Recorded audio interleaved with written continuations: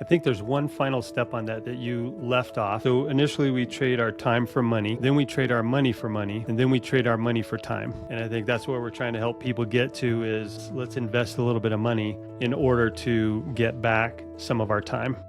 Welcome to the Property Management Success Podcast, where we interview leaders in the industry to uncover the secrets to profitability, efficiency, and achieving true freedom, whether it's your time, money, or lifestyle. I'm your host, Tony Klein, and I'm here to help you build a wildly successful property management business. Let's get to it. Welcome back to another episode of the Property Management Success Podcast. I am joined today by a good friend, really excited to have this conversation. Shawn Johnson. Shawn, welcome. Hey, thanks, Tony. Thanks for having me. I'm excited to be here. Yeah. So you and I have a pretty long history, I would say, in the terms of projects that we've worked on together. And in property management, we've tried to do some pretty exciting things, and we've had a big impact in the marketplace together. And I couldn't think of a better person to bring on at this point in the podcast and talk about what you're seeing in the marketplace and what you see as a need for the property management entrepreneurs moving forward. But before we get into that, I want to give people a chance to get to know you a little bit better. I know a lot of our audience already knows you, but for those that don't, why don't you just share a little bit about yourself and about your company that you had and where you kind of found yourself getting into property management and then where you are now? Yeah, so I guess about 12 years ago, Kristin and I, my wife and I, started a property management company. And we live in a very small tertiary market, Farmington, New Mexico. And it was our mission to really just focus to get to 150 doors. That was the goal. And we got to 150 doors in about a year and a half, I think it was. And we were like, that's kind of boring. Why 150? Let's see how big we could scale this. And so we started really growing fast. We got to about 620, and about the 620 stage, we were like, you know what, this profit sucks. We're only making 10% here. That was our management fee, and we had no other fees. And we're like, how do we add some value to this portfolio and really dig the gold out of it, if you will, and make it extremely profitable? And so we did a value maxing campaign, fee maxing campaign back in the day that nobody was saying value max, but we focused on things. How do we increase the value in this portfolio to our clients? And in turn, we can get more profitability out of it. We did this, and I think we lost 12 doors in that process, but our profit went up by 32%. That was pretty massive to us. Well, then in that same time, we're like, well, now we're making a little bit more money. How do I actually accelerate our wealth through this? And so we started buying rental properties. Really from day one of owning the management company, we bought rental properties from our clients. And it was understanding their pains. What pains do they have as owning rental properties? Maybe they don't like it, or maybe they just went through a divorce, or maybe there was a death in the family or whatever. And we were essentially their easy button to buy the property from them. And we loved that because we love owning rental properties. And so we wanted to scale that up as much as possible. So years go by, it's been about, 12 years. But in the meantime, before I go to that, let's just say that you and me, Tony, and some other partners, we decided to get a wild hair up our and decided to do a national merger. And that was called Home Vault Property Management. Probably your audience knows that, but I'll assume that they don't. So we did a national merger. I think it took us 4 different companies in 6 or 7 different marketplaces. I can't remember. But then we started doing acquisitions. And originally that was going to be like a resource for other property managers to plug into and utilize our systems, processes, and whatnot, marketing and growth and whatnot. And it really turned into a merger, which was a lot of fun, which was a lot of stress. I think we got to our high point was about 1,200 doors, and then we sold that company to a private equity firm. And in the last 3 years, I found myself pretty much retired. We had enough rental properties, a lot of ancillary, a lot of different sources of income in my personal life that I was pretty much retired. I don't have to work the rest of my life if I don't choose to, which is All right, weird. Sean. So here's we're gonna dive into that because that's the fascinating part of your story. Well, a fascinating part of your story that I want to dive into, but I want to take people back because I want to. There are a lot of people that listen to this podcast or consume this on video or whatever, and they are trying to get to that 150 doors, or they're stuck around that 150 door platform.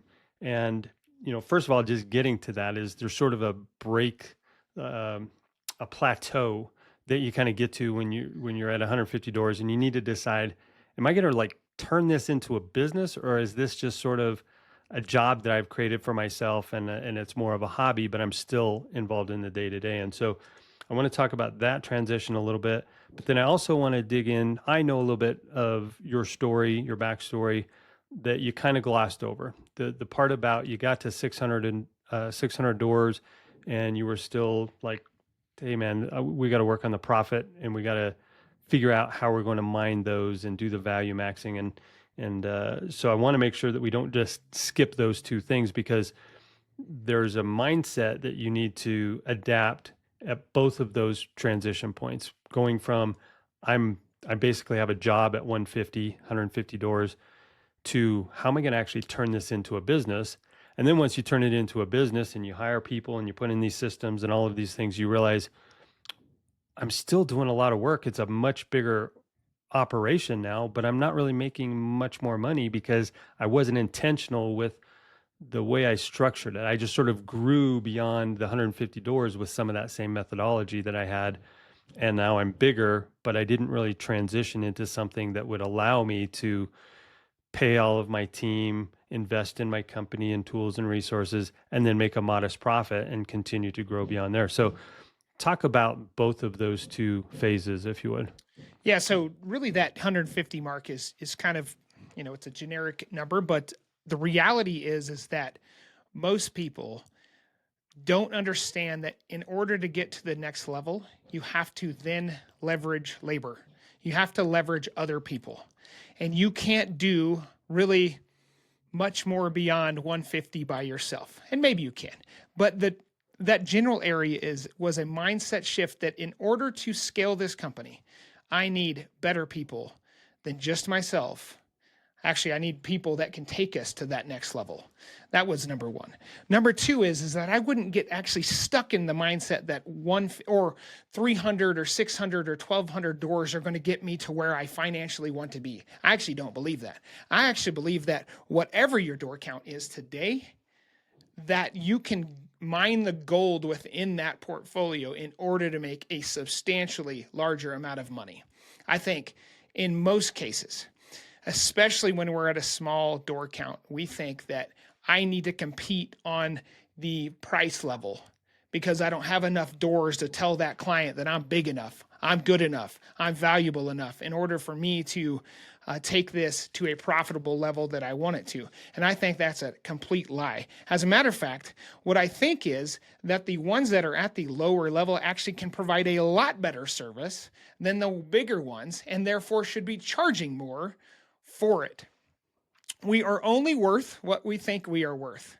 If you are providing a service and it creates value for your client and you are not charging for that service, then you think that service is worth nothing. And I don't believe that. I believe if you are creating value for a client, then you should charge that service to the client. Now, I'm not talking about nickeling and diming people. What I am talking about is providing an actual monetary service that creates value to them. You should charge for that. I think that's the number one thing that I see, that whatever reason people have this mindset, I've got to grow more doors. I got to get more doors. It's at some point I'm going to have this number, this $300 or this 300 door mark that is just going to make things better in my property management business. And I think it's actually a lie you're telling yourselves. That 150 is no different than 600. It's just the profit margin can feel inflated, fake inflated. I'm making a lot of money, but you're doing all the work at 150. That's why you're making a lot of money. The reality is that you can make a ton more because you charge actually what you're worth in that space. So that's the that's the kind of the points of the 150, I guess, or scaling the company. What was the second question you asked me, Tony? Well, just talking about when you finally got to that door count around 600 or so, you had mentioned that maybe the profitability wasn't quite where you wanted to. And I know at one point you looked at your portfolio and you really did an in-depth project where you went through and did, as you called it, value maxing. And one of the things that I remember a long time ago in a different business, when I was in the tech business, I had a mentor and he told me, he said, whatever you're doing now, if you can slice it off and label it, you can create a separate box for it. And essentially what he was saying is, all of these people that are out there saying, well, I do everything and it's all included in my management fee. Well, you're putting everything in one box. And so people just expect that that's what they get, whatever they want because it's all in this same box. And if you can start slicing these things off and slapping a label on it, they'll buy that too. They see the value in it if you can show them that it's a separate thing that they need to invest in order to get that value. And so I'm not saying don't do it, and as you mentioned, don't nickel and dime your clients, but how do you continue to provide value and be compensated for the value that you provide? And so my question really led into the project that you did, and whether you want to go into detail now or you want to kind of save that for a little bit later in the interview, but I want to talk about how you had the guts to make some of these decisions because as you and I have talked about this in the past, it can be scary to rock the boat, because if you're not making enough money or what you think is enough money and you've got a big portfolio, well, what happens if you lose a big part of that because you introduce a new fee structure?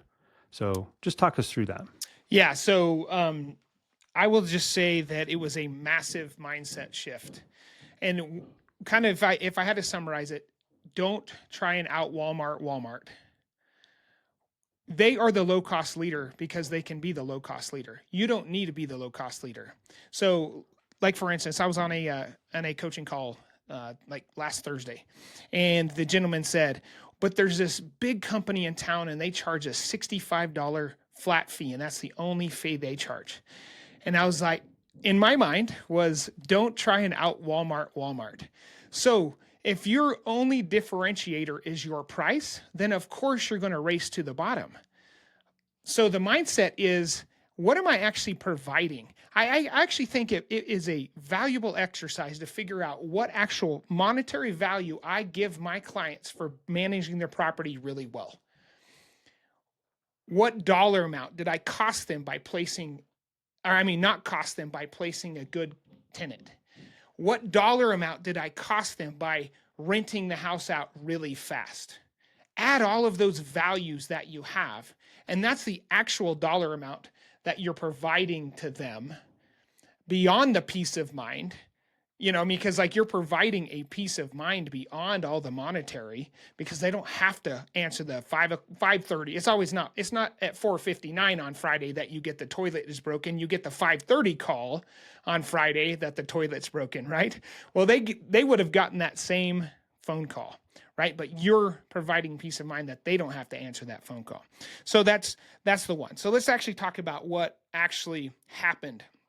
So if you take a list of all your properties that you manage, and at the time it was 620 for us, you look at all of the clients that you're providing a high level of service, those ones that didn't just have and not just service, but they didn't just go through a financial problem. They don't have a vacant property at the time. They didn't just go through a major maintenance issue. And those are the ones that you could target to actually increase their fees or your fees to them.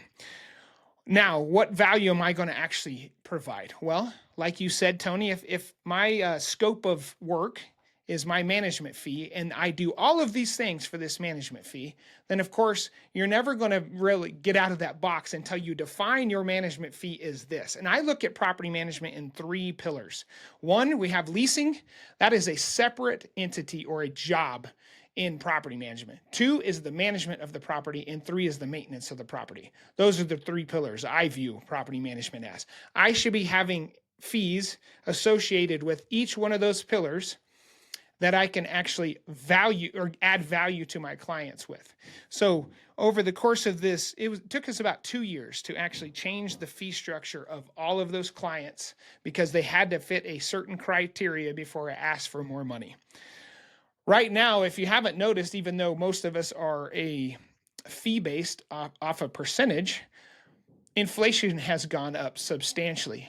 So has rent, but so has the cost of doing business.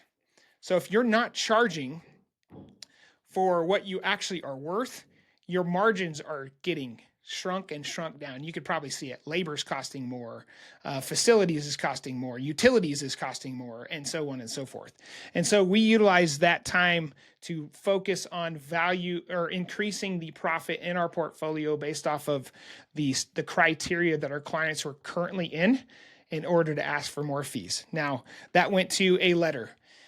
Hey, Mr. and Mrs. Client, we've managed your property for X amount of time and we've kept it, here's the value that we've added. We've kept it rented. We've done this and that and that. We are having to increase our fees for X, Y, or Z reason. Cost of business has gone up or whatever. You could list the million things. And this is what your fees are going to. Please review the management agreement, sign and send it back to us. It was that simple. Did a lot of it take follow-up? Yeah. I mean, probably, I would say like 60% were like, yeah, well, I'll sign it. It's no big deal. I'm happy. About another 20% needed to have an actual physical conversation with one of our staff. And the other 20% wanted to be followed up with and followed up with and followed up with. Did we close every one of those? No, we didn't.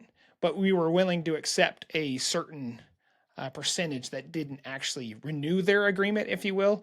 And then we would do it on the actual renewal date and just say, hey, you kind of draw a line in the sand at that point if you want to. Yeah, I think so. When I've worked through this with some of my clients, one of the things that we really look at is how many clients would I have to lose before the increase in fees actually starts to do damage to my business? Because I think a lot of times people are so afraid. They're like, well, what if I do that and 10% of my portfolio leaves?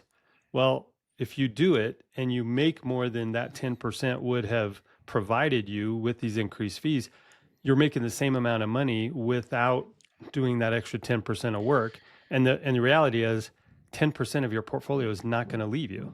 They're just not. And so, it's that mindset. And you taught me that just because you went through it. And then, we went through it together and I watched other people go through it and I've taken people through it now. But really you helped me with that mindset of if you roll it out and you provide value, then it's accepted. People see the value in you sometimes more than you see in yourself. They may not like it.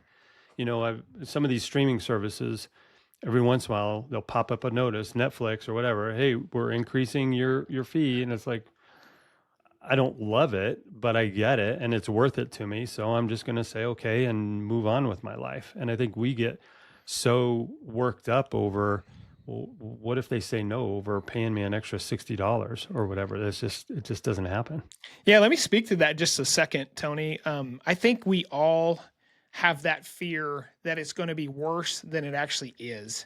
And like literally we lost 12 doors in the process, 12 doors, but increased fees on hundreds of doors, increased revenue, increased value, and increased profit. So for us to think that something catastrophic is going to happen with the business is just not the case. Unless, let me just put a little asterisk there, unless you suck. I mean, if you suck as a property manager and then you start asking for more money, sure, you're probably going to have a huge walkout. Well, but I think the that reality, goes. I was going to say, just reality is you're probably adding a ton of value to these clients, and you should be able to ask for more. Yeah. And that goes back to what you had mentioned. It's not just do you suck, but did they just suffer some sort of financial event? Like you said, they just had to put in a new furnace. You don't want to hit them immediately. And I know you have a formula and a program that you work people through, but I want to touch on something really quick. I was doing the math. I should have been able to do this math in my head, but while we were talking, I couldn't. So you had 620 doors, you lost 12 doors. That's less than 2%. It was like 1.9% of your doors. I mean, And the amount of, and I don't know if you want to share it here, but I will just say the amount of additional revenue that you generated for your company, which filtered down to bottom line profits, was substantial. We're not talking about like, was this project worth it? Yes, maybe, maybe no. It was like, oh my gosh, why didn't I do this sooner? Like this was substantial to the bottom line and the impact that you were able to have then because you had the additional revenue and resources to provide better and better services. So it was essentially you asked them for more money, but it was allowing you to reinvest in the business to provide better services back to them. So in the end, everybody wins. Yeah, if you want to go from a scarcity mindset to an abundance mindset, do this because you can't operate in a scarcity mindset and be successful with increasing your fees and providing a better value for your clients, if you will, because the money is there. Yeah, how many business owners are like, I can't hire anybody else because I just can't afford them. I know I need to hire somebody else, but I can't afford to do that. Well, that just doesn't exist. And just to put some dollar amount to this, I paid like the man, the guy in our industry as our business consultant through this process. And it was a 2-year agreement, and we split the revenue, or excuse me, we split the profit of it 50-50 through this 2 years. I paid him over $200,000. So that tells you what in 2 years it increased our profit by 400. And that was just the 2-year mark. Now talk about all of the years subsequent to that, because we've increased our fees. We're bringing on new clients at that same fee rate and so on and so forth. We're talking about an acceleration of wealth through a business. Yeah, and just to be clear, not that this would carry forward or has any impact on what you're doing, but that that 2-year investment that ended at that end of the 2 years. So you Right. wound up on year three. Essentially, not only did you build additional income on year one and two through working through this program, but you were able to then double it years three through, 10 or 12 or whatever you're on now. Yep. Yeah. Exactly. That's exactly right. All right, so let's kind of shift gears a little bit. Let's jump forward. So we went through our home vault merger. We're going to skip that, I think, for this episode. People have heard me talk about our merger in the past, but you and I went into business together. We wound up growing the business, learned a lot. I say, I don't know if I would necessarily want to go through that exact same thing again, but I'm really glad we did because we learned a lot. We had a lot of opportunity open to us. And then we were able to sell that combined portfolio to an aggregator that is trying to grow a large nationwide portfolio. Since then, I've shifted over into this space. And I know that you, as you mentioned at the start of the show, you are essentially retired or have the ability to be retired because you've built some wealth creation through your portfolio and through the things that we did and through the sale that we had. And so what are you doing now? Because I know you have an affinity for the property management space and the people in it. And so you are not done providing value to this industry. So tell us a little bit about that. Yeah, before I get into the how, if you will, of what it is, let me start with the why and the why me, if you will. So I kind of hinted on that in the process that were really buying rental properties from our clients at a larger scale. Really, we built the structure within that management company in order to buy properties from our clients when they were ready to sell by actually trying to counter their pains in owning that property. Okay, so that's one. What did we do? We actually bought 43 cash flowing properties. Those properties average $956 a month in cash flow each. And then we also have additional streams of income beyond that. So that was the why me. That's kind of what we've been able to accomplish. But the why behind it is I remember when I was younger, my dad used to say, Shawn, you got to go to college. Once you're out of college, you got to go get that good job. And when you've got that good job, you got to work really hard.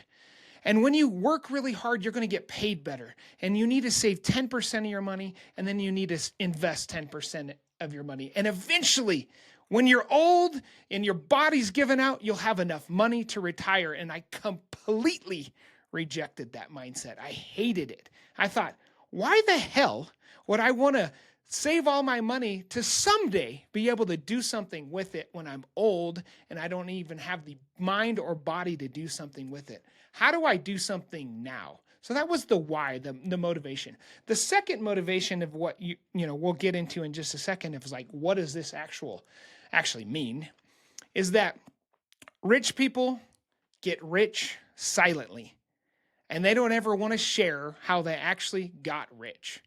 And that irks me a little bit. I want to actually help, especially my fellow property managers, because we have such a cool business.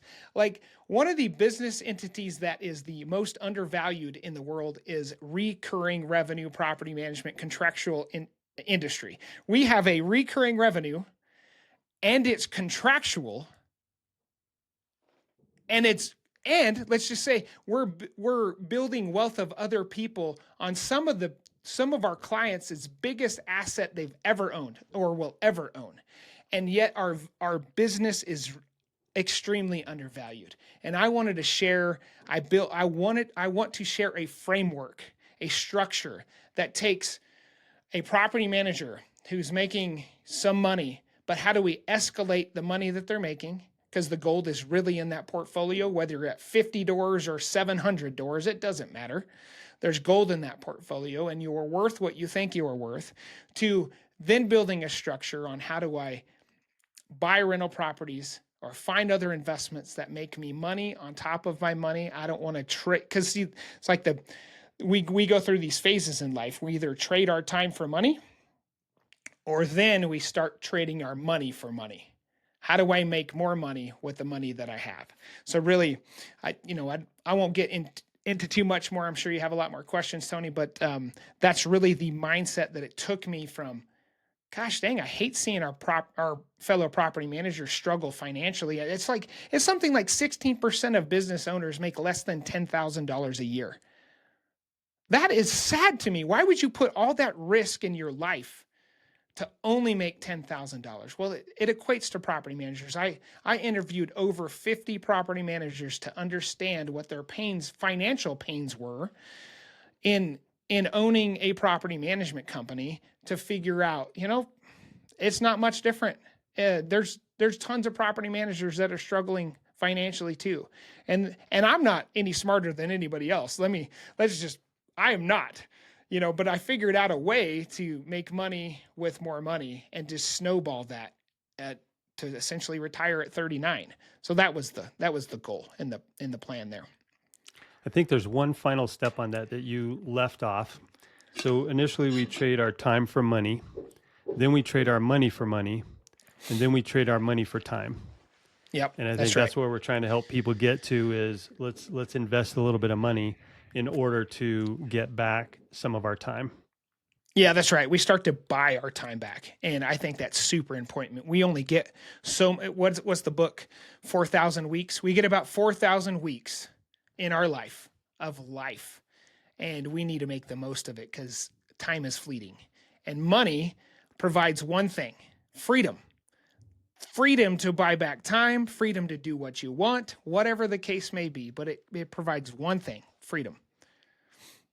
Yep. Okay, so you put together this program that you've built out, and I want to give you the opportunity to just share sort of the framework of what it is. I know you mentioned trying to help property managers. It sounds like what you're trying to do is help them figure out a way not only to be able to create value in their portfolio while you own or while you manage that property, but also you mentioned that you bought a big part of your portfolio. So what is it that you have cracked the code on, so to speak, that you'd like to share with other property management company owners? Yeah. So that's a good point. So the clients I typically work with are those that are struggling with the demands of running the business. They have inconsistent income. So often especially in the realtor space, the sales space. It's ups and downs, ups and downs. And they use property management as a supplement to that. But really, there's a way to escalate property management to be a steady, high earning income monthly. And so, how do we do that? We establish rock solid financial foundation. How do I spend my money? Where does my money go?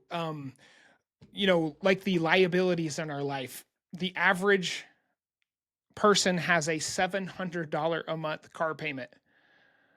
That's $700 that is a sunk cost, in my opinion. You could find a car that does everything you need and invest $700, and that $700 will eventually turn, because of compounding interest, into millions if done correctly, right? Now wait a minute, Shawn. If I'm going to go out and prospect, because I'm still in the stage where I'm the business development manager, if I'm supposed to go out and pull up in front of an investment property and meet some investor that owns a bunch of properties, shouldn't I be pulling up in some Cadillac Escalade or something fancy so that I can impress them with the money that I don't have, that I just spent on this car?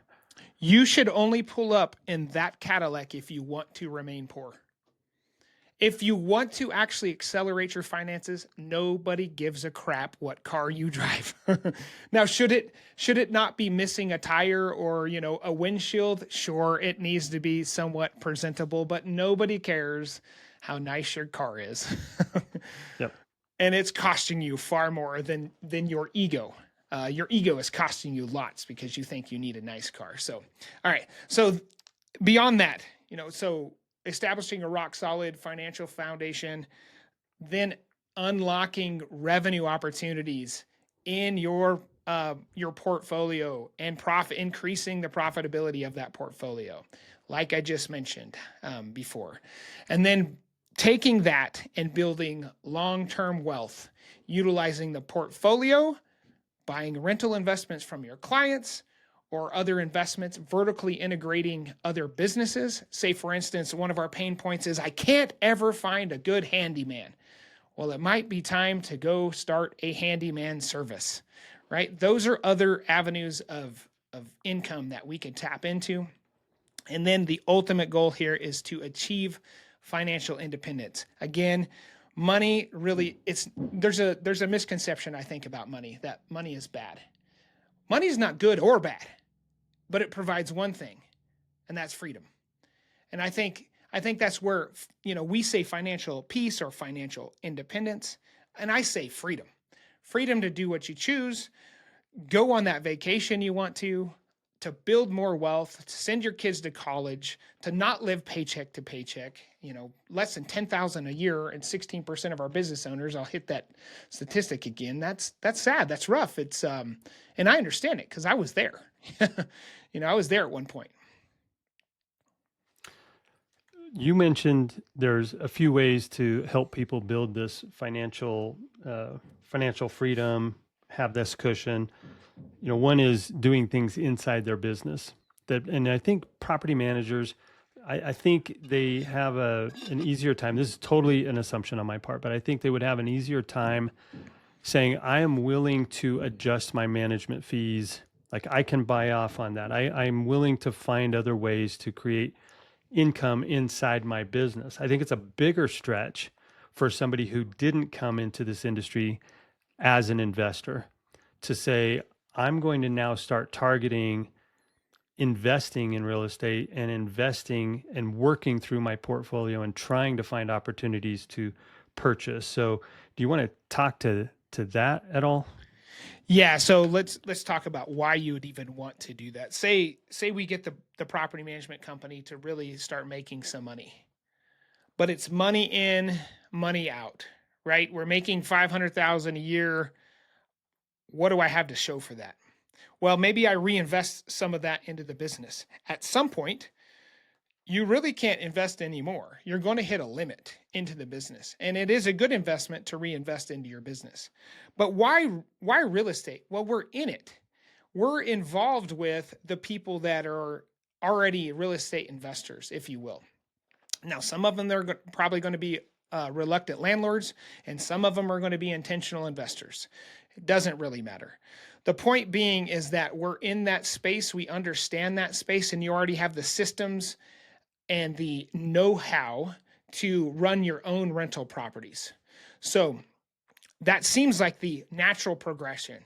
Okay, now that I have a portfolio, how do I preserve the wealth that I'm gaining, or I'll call it riches? If we're making a high income or even a low income, it doesn't even matter. How do I preserve the wealth and then accelerate the wealth that I have? Real estate is a fantastic way. There are 5 great ways to make money in real estate. But one of those is cash flow. And maybe you're not in a market that does cash flow. The other cool thing about our market or our industry is that the people in our industry are open books.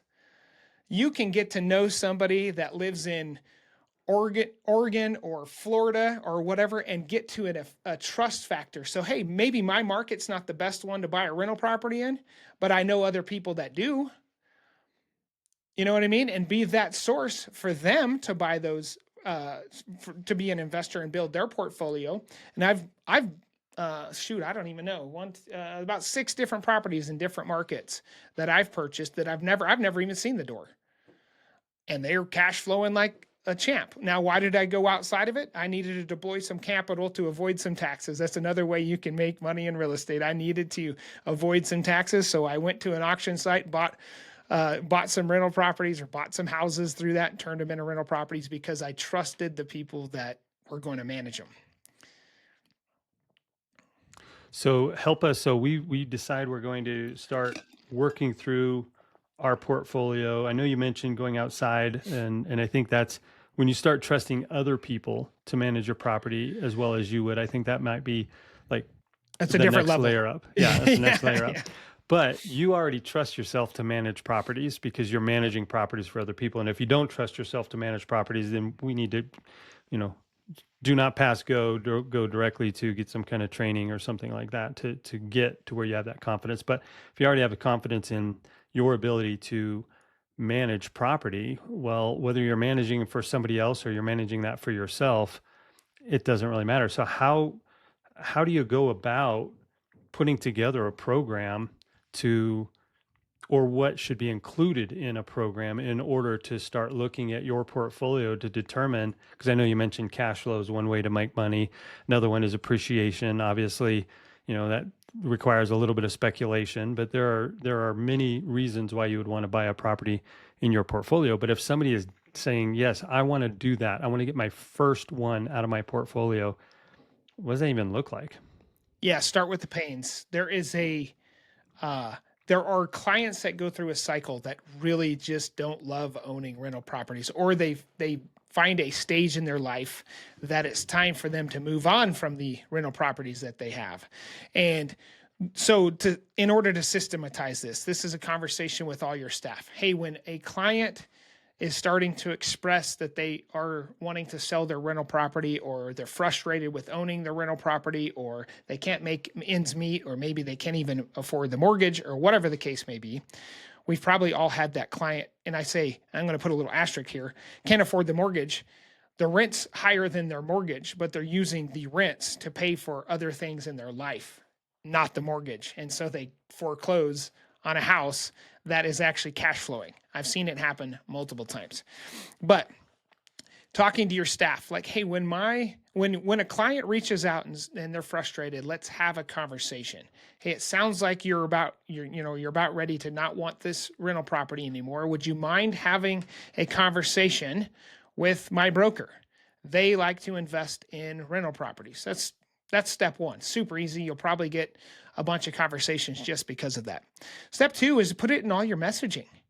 Put it in your lease renewal email that goes out. Hey, we buy rental properties. If you're ever sick of it, we won't disturb your tenant. There won't be any vacancy time. We make it super easy. How do we make it super easy? We make it super easy by not disrupting the tenant, not having to go get a mortgage, or whatever the case may be.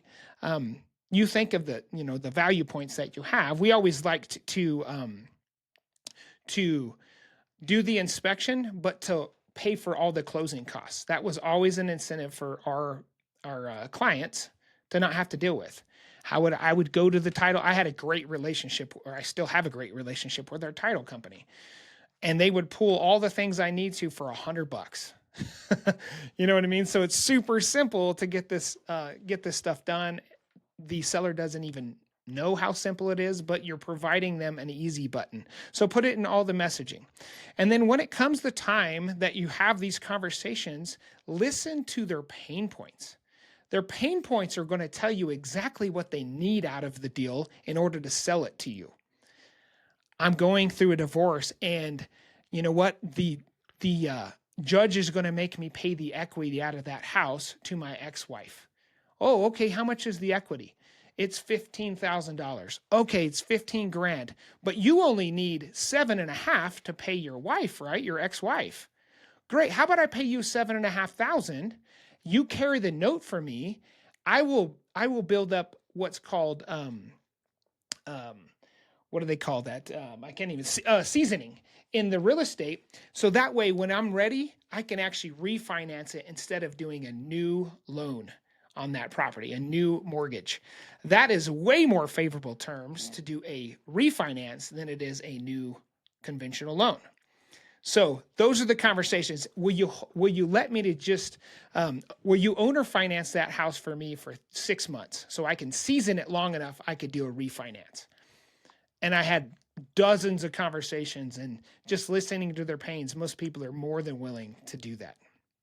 So it sounds like there's an opportunity here where if you have somebody talking to your maintenance coordinator and they're complaining that I'm going to have to put in a new $4,000 whatever, I got to put in a new furnace or whatever, and I don't have the money to do that. It sounds like instead of that being a difficult conversation where we're battling back and forth where you have to put in a new furnace, it's winter time. Well, let me solve this pain point for you. Let me make it mutually beneficial. If there's equity and you can carry the note and I'm going to buy it, and then I'm going to provide this easy transaction for you where we can make it so that you can take care of your needs, we can take care of the tenant's needs, and we benefit from it as well. So it sounds like there's a lot of different opportunities throughout a property management life cycle to be able to insert these opportunities to capture some of these properties. Totally, totally. I think they are glossed over very commonly in our space. The other point, you make a really good point. Let's take that same scenario. They've got to replace the HVAC and it's $4,000. The client doesn't have the money to do that. If they don't want to sell the property, how about just getting a fractional ownership? I will pay the 4,000 for X percentage of the property. And then you do own the door. And then now you share in the profits. And then you share in the equity. And then you share in the tax benefits and you in the appreciation. I mean, it goes on and on and on, right? So think creatively to solve this solution for your client. Mm-hmm. Yeah, I think it's something that is at the core of that for me is we're not looking to pillage our portfolio. We're That's not right. looking to go and take advantage of people. We're looking for people who need a solution, and we're thinking outside of the normal property management solution box. We're providing them with a solution that's the easy button. At the same time, we're continuing to stack boxes that will build us that long-term wealth that allows us to do things like retire at 39. That's right. Yeah. That's right. Well, Shawn, I know there's a whole lot more that you have the ability to share and would like to share with our audience. And I know in the show notes we'll put a link where they can get a hold of you if they have more information. But what else would you like to share? What didn't I ask you that you'd like to share about? Oh my gosh. Let's just say the macro look at this is that in the last about 20 years, the span between the rich and the middle class is widening substantially. And we have an opportunity as business owners. Like 88% of all millionaires are business owners. Okay. We have the tools to make it happen. And I would just encourage everybody to utilize the tools that you have, accelerate your wealth.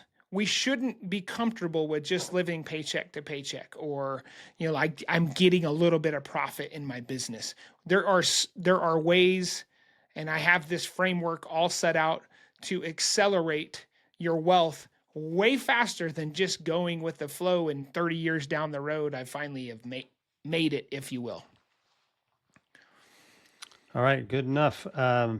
Okay, last word. I'll give you the last word. And like I mentioned, we're going to put a link. So if somebody wants to get a hold of you, we can put that in the show notes. Do you want to share any of your other socials or any way for people to get a hold of you outside of that?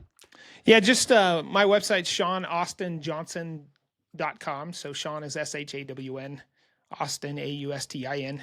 Johnson is spelt like every other Johnson on the planet. So, but that's a great way to get a hold of me.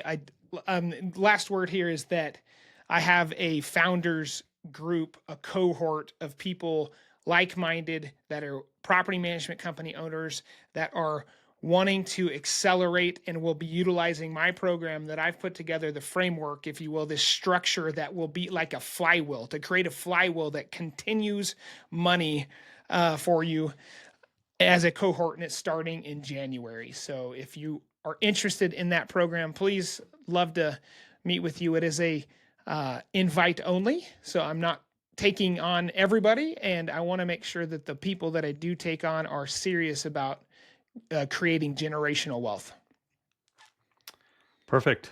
Okay, I'm going to wrap up with this. This is probably the first conversation in several years where we have not talked about either running or flying. So I want to give you the opportunity do you want to say anything about helicopters, or should I just throw in something about trail running?